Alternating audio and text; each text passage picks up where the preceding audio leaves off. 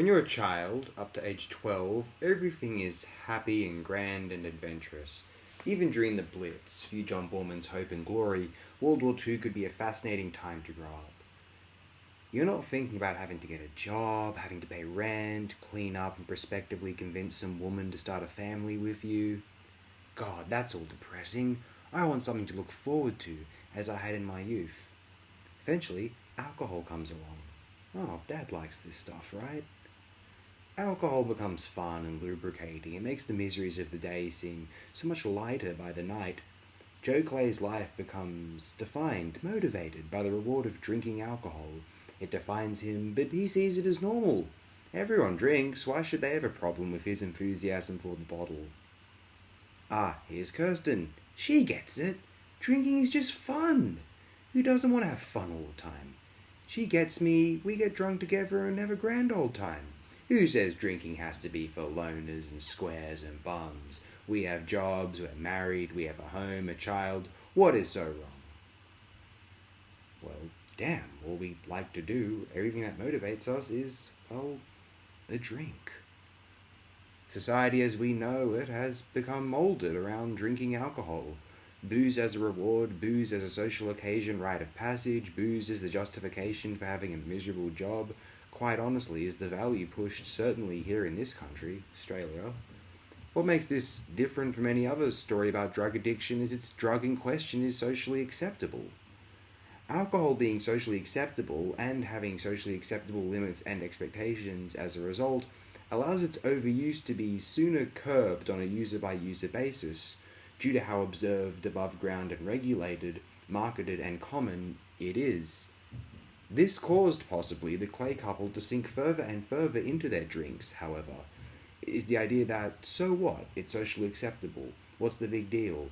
Versus a dependence on pills, powders or the junk, it is not as easy to recognize that one has a problem with drinking because everyone drinks. What's the big deal with that then? There is a deeper issue than the concern of people abusing alcohol, is the reason people feel the need to resort to any drug, crutch or reward impulse in order to enjoy existence. What would make one not want to consume any drugs ever again, go completely, totally sober? If they could just relax and chill out for the rest of time. But they can't, they need to work and pay that rent. So they use drugs to make up for those feelings of despair and depression about this world. Anyone who drinks, or is overweight, let's be honest, is going to have a hard time motivating young people to get a job and participate in society. Or at least convincing them that it isn't depressing and miserable. If it wasn't depressing or miserable, they wouldn't be overweight or drinking booze every day. Some don't deny that, to be fair. They just admit that life sucks, it's all hard work, and tell you to get on with it. Have a drink, it'll make you feel better. And he'll call you a weakling if you can't handle your booze. No more than a certain amount a day, but don't be surprised if one is drinking every single day.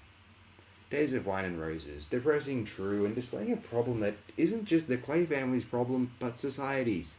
The Clay couple don't just enable each other, the preeminence of alcohol in society created their problems with it. Hey, don't fret, you can get drunk at the end of the day.